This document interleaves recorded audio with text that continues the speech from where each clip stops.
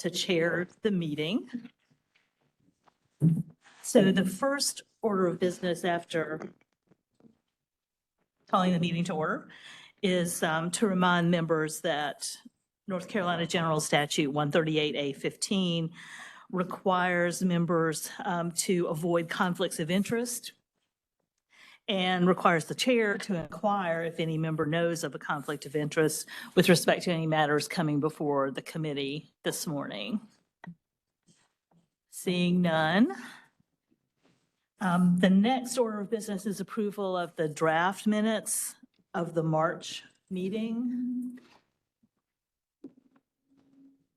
Are there any corrections to the minutes? And if not, do we have a motion to approve the minutes as submitted?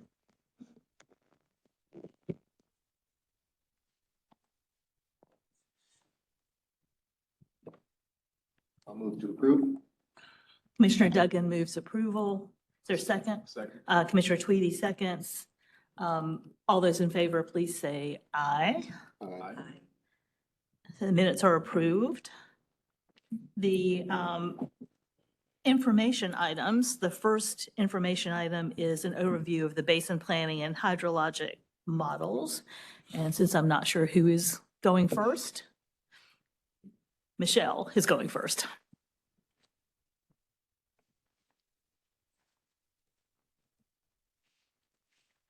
Good morning. My name is Michelle Riquet. I am with the Division of Water Resources, the Basin Planning Branch. And this is going to be a joint presentation between myself and Neela. I'm going to do the first part to give you an overview of basin planning. Neela is going to do a middle part where she's going to give an update on hydrologic models or an overview of hydrologic models. And then I'll give a conclusion. Kind of the presentation outline, which I just did a quick overview of, is we'll go over basin plans, what information is included in a basin plan, our data sources, and the data that we use. And we'll do a quick overview of water quality assessments. Then we'll have Neela come up and give an overview of hydrologic models, the purpose of the models, and what models have been completed to date. And then we'll do a conclusion part where we'll just go over combining the basin plans and hydrologic models, the goals and purpose, and we'll do a quick review of basin liaisons. So what are basin plans? Basin plans are a watershed-based approach to managing our water resources. They provide a single location to present water quality and water quantity related issues. They consider the cumulative impacts to all activities across a river basin, non and non-point sources of pollution. And they are required to be updated at least every 10 years per statute, but the planning process itself is an ongoing basis. A little bit more about the statute itself and what's required as part of a basin plan. We're required to consider all water withdrawals and transfers into and out of a river basin. We provide that the point and non-point sources that are identified within the planning process jointly share the responsibility of reducing those pollutants across the basin. And when it comes to looking at waters across the state, we're reporting on those waters that are nutrient sensitive and reporting on the incremental progress in achieving the goals of reducing those nutrients in those nutrient-sensitive waters. Basin-wide water resource management plans or basin plans are not a rule. Instead, they report on concerns in the basin related to water resources and provide guidance to federal, state, and local entities interested in learning more about water quality and quantity in a basin. Basin plans are comprehensive documents that include basin characteristics such as geography, population, and land cover. They include monitoring data and that water quality assessment piece that we'll go over a little bit. They include permitted and registered activities across the basin. We identify local water quality initiatives and projects that are on the ground and happening in that basin. We look at water use and availability and to try to summarize that information with the help of our water supply planning branch as well as our groundwater resources branch. And we include watershed specific chapters that include specific individual watershed needs. So many types of data, different types of data are used to report on water resource issues in a basin. This includes chemical and physical parameters collected by our ambient monitoring program, our lakes monitoring program, and our coalitions. benthic and macroinvertebrate and fish data collected by our biological assessment branches, SWIN advisories and shellfish closure areas reported by our divisions of coastal management and marine fisheries, and fish consumption advisories issued by the Department of Health and Human Services. We look at land use and land cover changes over time, population statistics, and agricultural changes over time using the USDA Census of Agriculture. We include water use data that is provided to the division and reported to the division. And we report on any management strategies and projects that are being implemented in the basin. And of course, we work with stakeholders on recommendations that can be used to improve or protect our water resources. Where does all this information come from? I've already mentioned the different partners and branches we work with within the division, but we also work with our sister agencies within the department. Again, marine fisheries, coastal management, air quality mitigation services, and APNEP. And we work with outside agencies too. So Natural Heritage Program, Department of Agriculture and Consumer Services, Wildlife Resources Commission, our grant funding sources. And when possible, we work with municipalities, counties, and councils of governments where they have an active planning commission or a dedicated environmental planning staff. And of course, we work with watershed groups and the public while putting these plans together. When it comes to water quality assessments and determining if a water body is impaired, we do our best to educate local leaders and the public about our water classifications. We rely on these water classifications to not only determine if a water body is impaired, but the water quality standards that are not being met. So all waters in the state have rules in place that are designated to protect them protect water quality for the protection and propagation of aquatic life, fish consumption, and secondary recreation. And then additional rules are in place to protect for those primary recreational uses, water supplies, high standing and outstanding water quality resources. Waters are assessed based on that classification and the parameters collected and determined to be meeting or exceeding criteria. Data that is collected is not only used and reported in our basin plans, but it's also used to generate the integrated report that is generated every 2 years as part of the Clean Water Act. The Modeling and Assessment Branch has presented to you many times over the past several years about the methodology and those list of impaired waters. So when a water body is identified as impaired, we include that information in a basin plan, and there's usually 1 of 3 actions that become the next steps. One is to develop a TMDL, or total maximum daily load, looking at the pollutant sources and trying to calculate those reduction factors to try to bring that water body back into that meeting criteria status. We encourage the development of management strategies or watershed restoration plans. And the watershed restoration plans, we have working with a lot of entities across the state right now to develop voluntary watershed action plans. With those watershed action plans, then identifying projects where best management practices can go into the ground, where land conservation can happen, or maybe where there's some ordinances that can be looked at and implemented. And of course, we also encourage the implementation of voluntary best management practices, particularly when it comes to agricultural properties or properties that can be managed through the cost share programs through the Department of Agriculture and Consumer Services. So from here, I'm going to turn it over to Neela, and she'll do a quick overview of hydrologic models. Good morning, I'm Neela Sarwar from Modeling and Assessment Branch. I'm going to give a short presentation on hydrologic model. Basically how its development history and the current status and how it's used. In this slide, there are 11 river basin models that we have developed. These are all the current models developed since 2010. The first phases of model development started in early 2000 with various purposes like water assessment and for drought management. And since then, there were 2 models developed in early, like 20 plus years ago. And at the same time, Duke Energy developed their GEOPS model for FERC relicensing during the FERC relicensing process. DWR has been using Oasis model, which is a different platform, and TIOPS is a different platform. It's used for mostly for hydropower relicensing purposes, and Oasis is used for water supply assessment purposes. In this list, the old one is Tar River Basin developed in 2010. And the latest one is Yadkin PD and Lumber developed in 2020. So as you can see, the old models are 10, 15 years old now. So we need to update those models periodically. To do the update, we need to include hydrologic information like stream flow, rainfall, water use information, water discharge information, any new IBT, water operation, or anything new that we need to include in those newer models. So funding is needed.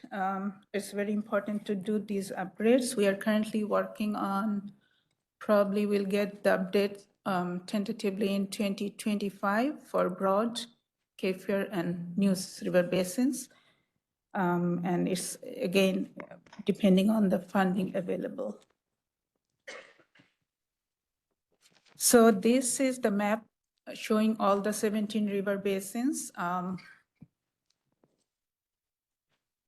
The blue or purplish basin boundaries are the ones with completed hydrologic model, and the green ones are not done yet. The green basin models in the coastal areas, we don't think we can do anything there because it's in the area where there is no surface water or no stream flow gauges. And more importantly, is within the tidal basin, tidal zone. So stream flow fluctuation and its direction changes daily, so we cannot do any daily stream flow there. In the western basins, there is a tiny basin on the south side. Savannah, it has very few surface water withdrawal.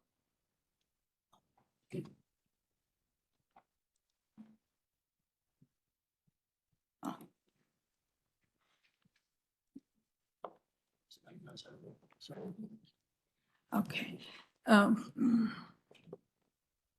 So we are not doing that basin. The other two basins have federal operation. Tennessee Valley Authority operates a few lakes there. Because of the proprietary data, we don't have access to those data, and we didn't develop model for those two basins. For the Kefir, News, and Tar Pamlico, these three basins are within North Carolina, but the other basins are extending to the outside, to the neighboring states. So we collaborated with the neighboring states to get their water use data and also reservoir or river operation data, and we extended the models up to include those basins.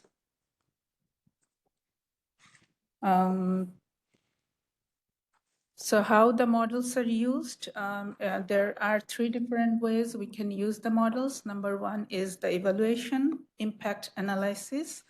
Number two is the real-time drought operation. And number three is for water management.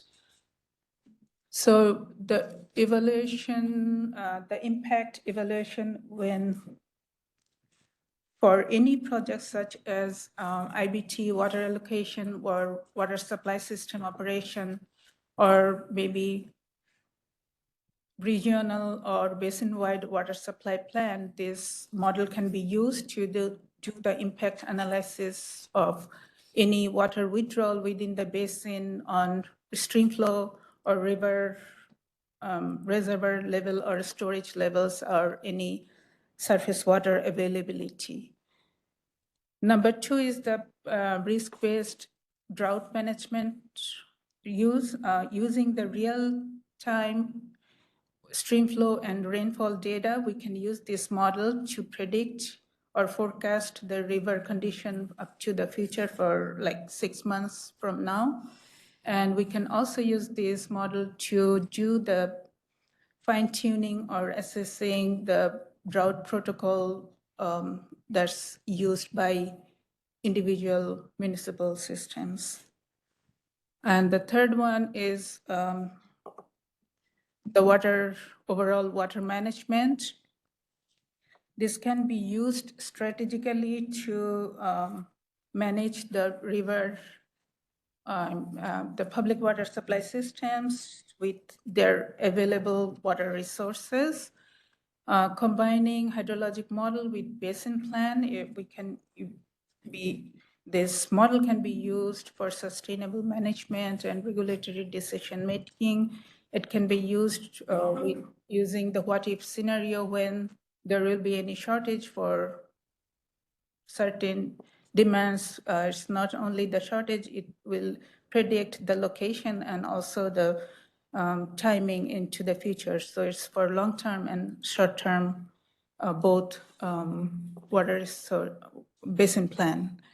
And the third one is not used that much, but it can, we can estimate the reservoir safe yield value using this model. So I'm going to turn into Michelle to continue for the rest of the presentation. Thank you.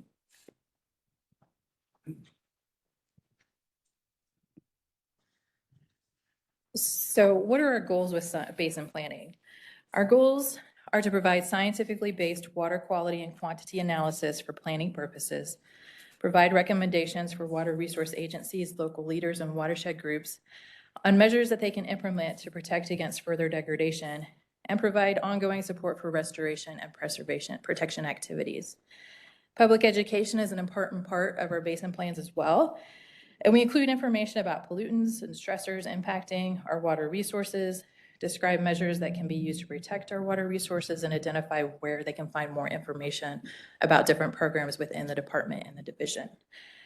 And finally, our hope is that basin plans can support decisions being made by other water resource management agencies, including ourselves, and which can include permitting strategies, nutrient management measures, restoration and protection planning, and conservation measures.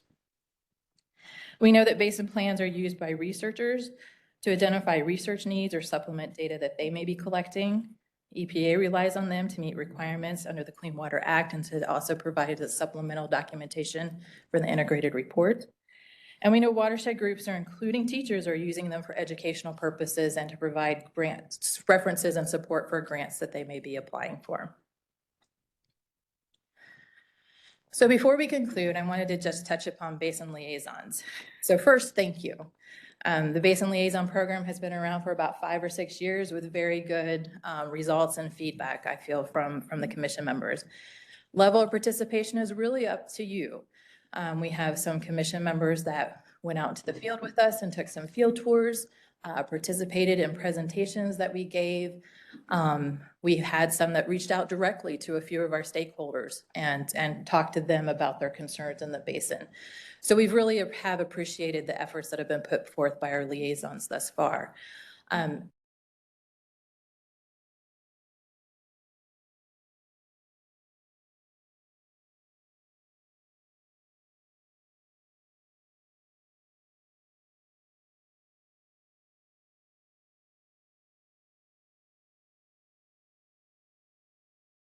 Any of us, we actually have 4 of us, I think, in the audience today. So if you want to chat with us in between sessions, we'd appreciate the conversation. Again, we're here to help and provide that input. So some final notes. Basin planners utilize watershed characteristics along with water quality and quantity data to understand the current and historic conditions of a basin over time. We work with stakeholders across the state to understand those watershed characteristics and identify actions to preserve, protect, and enhance our resources. Basin plans are used to report on the current and past conditions and changes over time.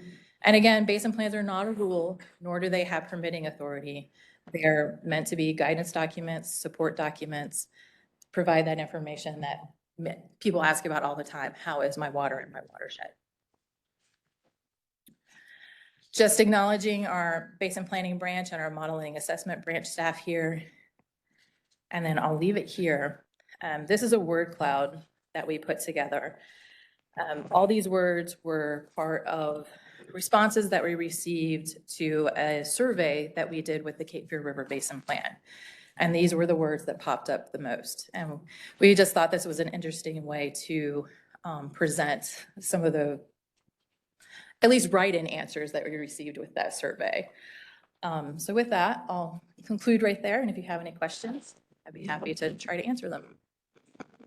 Do committee members have any questions? Commissioner Tweedy? Does the EMC have any formal rule or formal thing that we do in terms of the basin planning other than the liaison role? Is there any approvals or anything? Yes, there are approvals. So we are in the process of working with the division and the department to get the draft plan for the Cape Fear River Basin Plan out. We are in the midst of really trying to get the Broad River Basin Plan out for public comment as well. So once those basin plans are ready, we will get them out for public comment. The Broad River Basin will be out for a 30-day public comment period. The Cape Fear is going to be out for a 60-day comment period. Once we get those comments back, we'll review them, we'll incorporate them, and then we will present a draft basin plan to you for approval. That draft plan will then we'll be asking for permission to take it to the EMC for their final approval as well. There's also the biennial report where that was submitted to the Environmental Review Commission, at the legislator. It is a joint report from the division as well as the EMC, or from the department and the EMC. So you will actually be seeing that in September from us.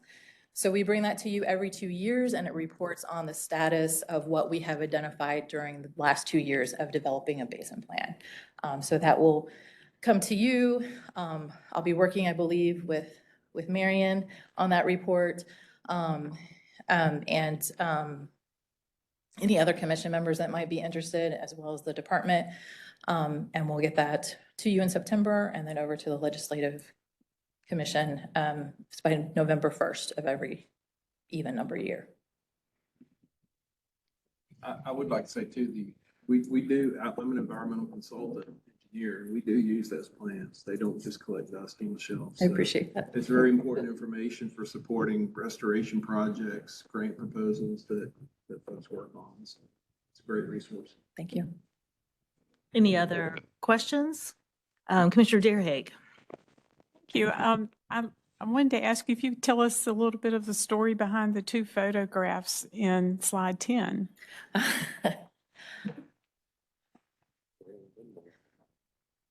This one. So this is, I love this photograph. One, it's in the Watauga River Basin. So that's one of the basins that I've been able to work in many years. But this is in the Beaver Dam Creek watershed. In this watershed, it was impaired for, I believe it was impaired for fecal as well as benthic and fish. Working with the Soil and Water Conservation District there in Watauga County, they were able to go in and fence out the cattle, fence out the stream. As you can see, when they fenced it out, it grew up beautifully, has very stable banks now and is no longer on the impaired waters list. So it is one of the success stories that took place several years ago, actually. And it is still one of our, I consider it one of the best visualization. It's the one that we have very good pictures on to identify what the change can happen.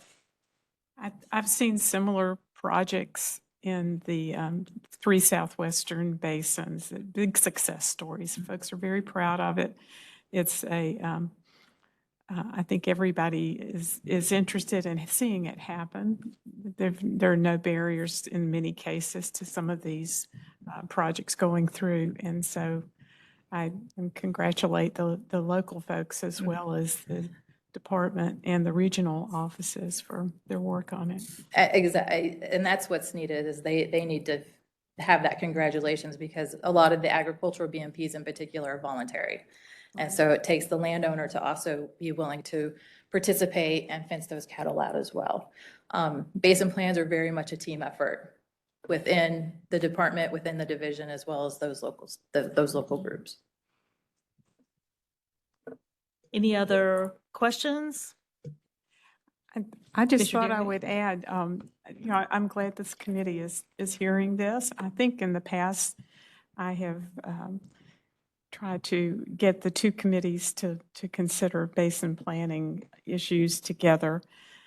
Historically, and as you look at the slides, the majority of the information is still water quality driven.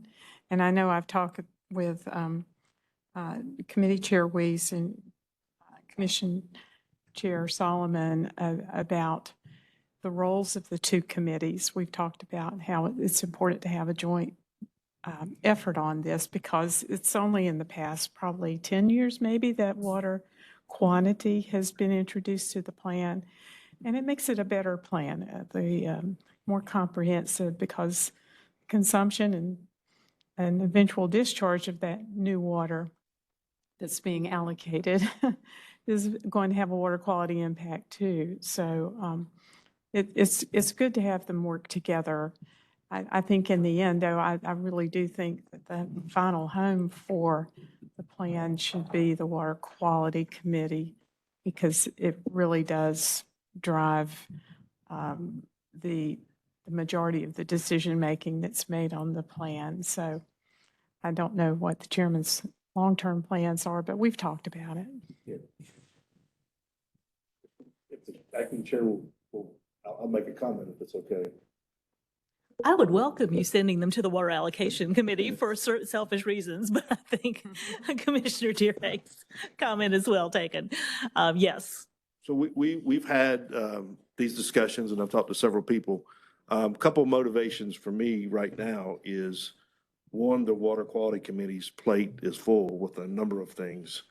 And I wasn't sure this would get all the attention and direction it needed. So it seemed like a natural move because quantity to me is the foundation of the quality. I know how it's been done in the past, but as you can see from Michelle's presentation, it is both.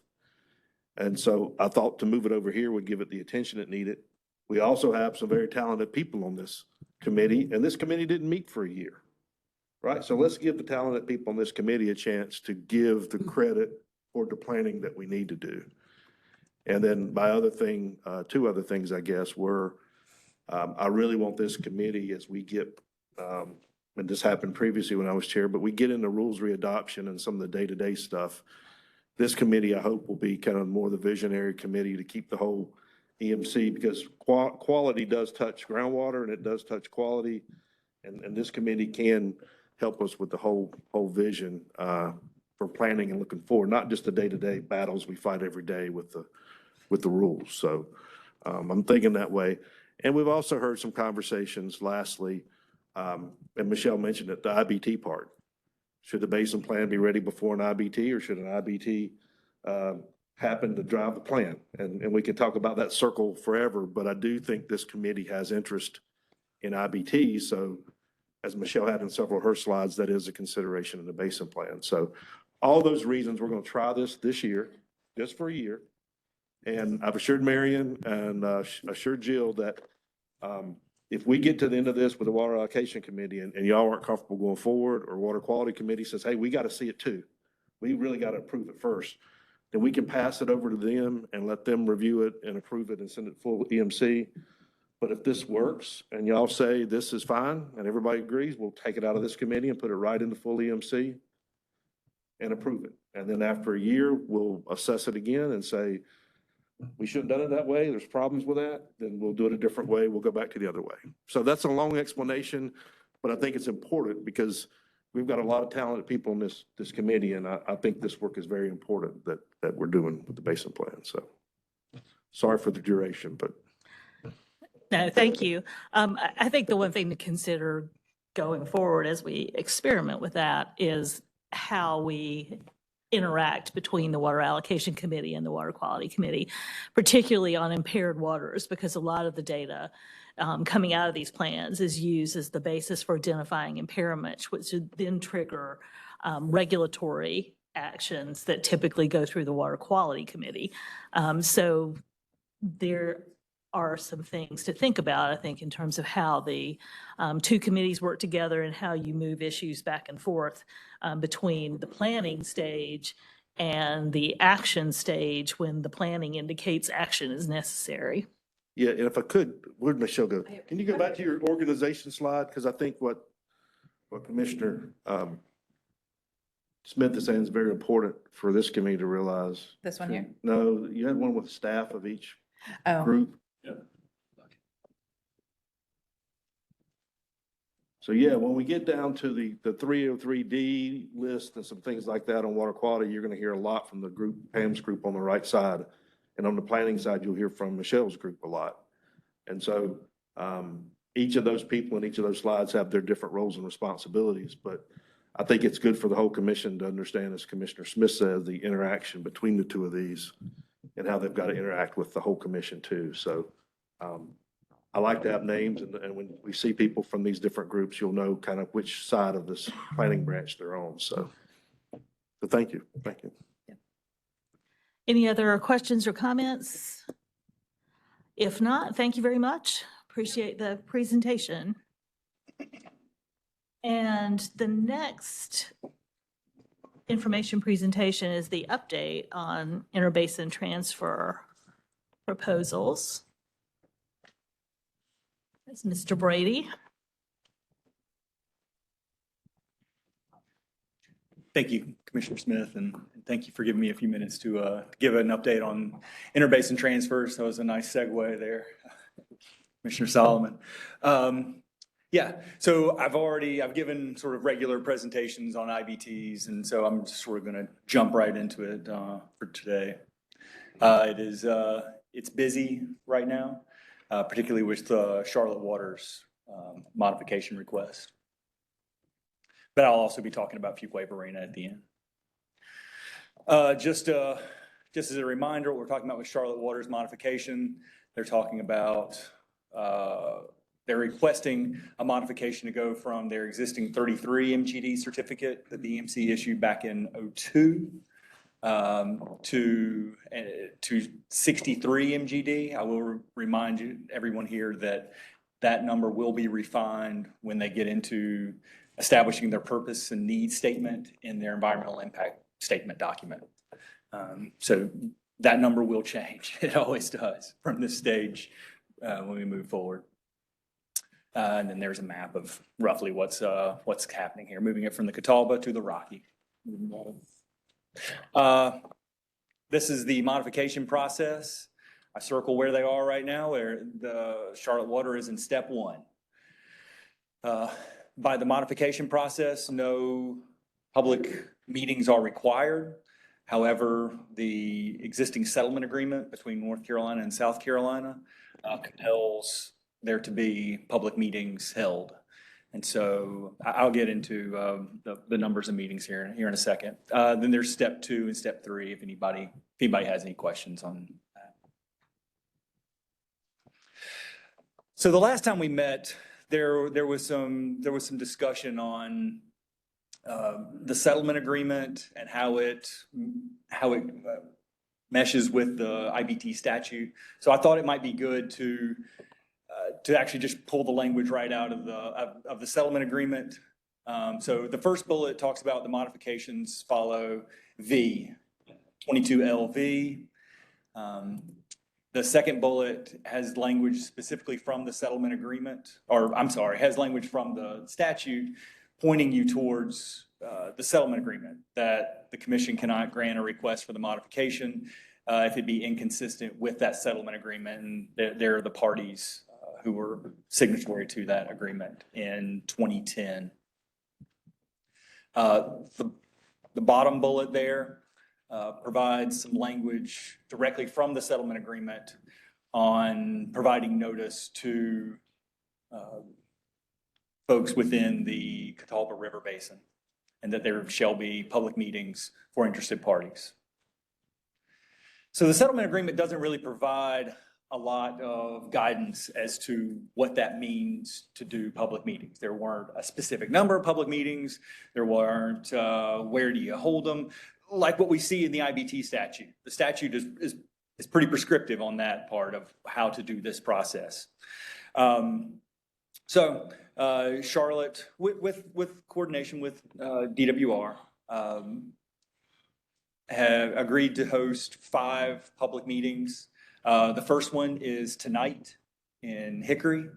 I'll be, after this meeting, I'll be jumping in the car and heading to Points West. And then tomorrow in Charlotte. And then again, next week in Albemarle. So there were 2 meetings at the end of the month scheduled for South Carolina.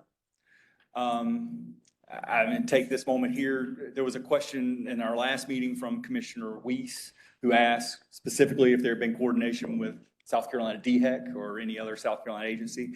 I misspoke and said that there had been. There had not been at that point. There had not been any coordination with South Carolina at that point. However, Charlotte Water met with South Carolina DHEC officials on Monday, 2 days ago. And during that meeting,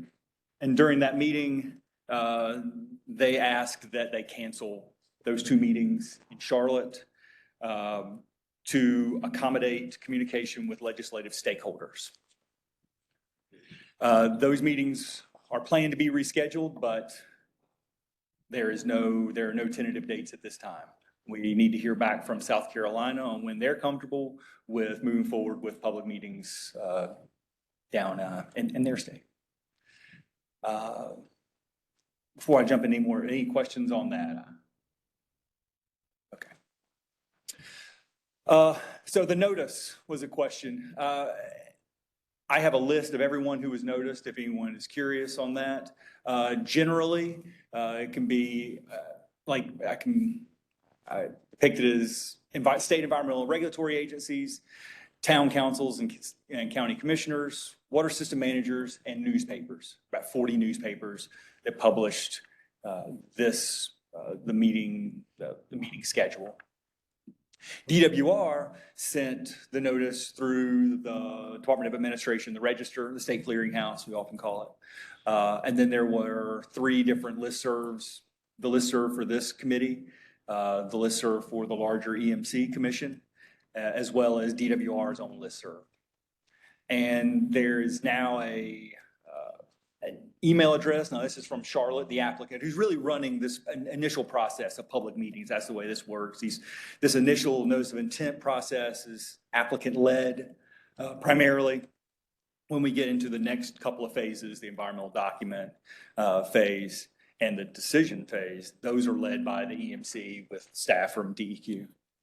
But here's a website or an email address to submit all comments. So I encourage certainly anyone in the U or anyone listening online to, if they have comments, to submit those comments to that email address there at the bottom. Okay. Before I move on to Fuquay, does anybody have any specific questions on Charlotte Water? I don't know about Mr. the other Garrett? commissioners, but I'd like to be on the listserv, please. Okay. I'm on the EMC listserv, but I'm not sure I'm on the Water Allocation Committee listserv. Okay. I'll make a point of that. Any other questions about the Charlotte IBT proposal? Yes, Director Rogers.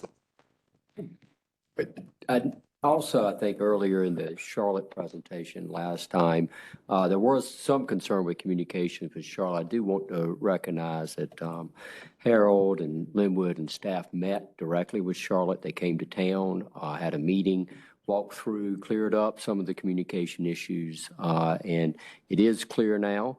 So I think we'll be moving forward in coordination with him. And we're also looking to make sure we're engaged with South Carolina too, as the process plays out. Thank you for that, Richard. All right, moving on. Okay. The other interbasin transfer that's in the process is for the town of Fuquay-Varina. There are the amounts right there. In their NOI, they used 4 as what they're proposing to transfer. As they went through the purpose and need statement of their environmental impact, there's an initial draft number that's around 6 now. This is to be expected that numbers just change as more evaluation, deeper dives are made. And for that project, it's moving water from the Cape Fear to the Neuse is what they're proposing.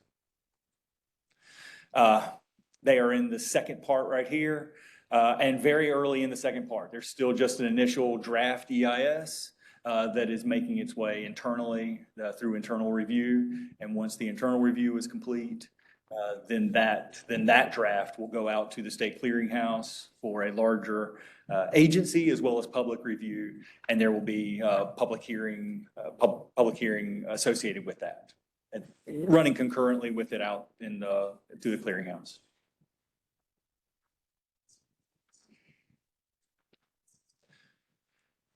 And that's the update for this month. Were there any other questions? Any other questions for Mr. Brady? Chair Solomon? Chair Weiss is not here, but we had a conversational process on Fuquay. And just, not that you have to answer it now, but just an awareness of the date. When was the Fuquay actually initiated, when it went to the original public and the draft EIS? Wasn't that several years ago? Right. We had, the NOI was, I believe, it was either August or September of 2020. And then there were meetings that occurred in that September, October timeframe of 2020. So we're talking 3.5 years. Yeah. And I think the question she expressed, and I support this, having gone through a lot of IBTs, is we just need to make sure when they come back, it's been a while. The statutes and process doesn't address that, but it's been a while now. So purpose and need may have changed, conditions may have changed. And how do we verify what's going on there now may be important. But that's just something I know we had expressed as far as process-wise to make sure we were current. So, Right. Thank you. Thank you. Any other questions or comments? Seeing none, thank you very much, Mr. Right. Brady. Thank you, everybody, for your time. Director Rogers, do you have any comments? Just as usual, thank you to staff, especially today, the Basin-wide program. I do encourage commissioners to get out in the field. There's nothing like being on the ground, and it makes a lot of difference in all of our understanding of what's going on related to basin-wide planning and other efforts by the department. And again, thank you to Harold and his work on the IBT. Other than that, no further comments. Then this meeting is, Chair. oh, I'm sorry. Commissioner Doug? How do we find out dates for, potential field trips or those types? So I would think we would just get up with Michelle as it relates to, and we will work around your schedule on that too. So I think there's opportunities always to get in the field. So we'd be glad to work with you and your schedules related to that effort. Thank you. All right, with that, the meeting is adjourned. Thank you very much.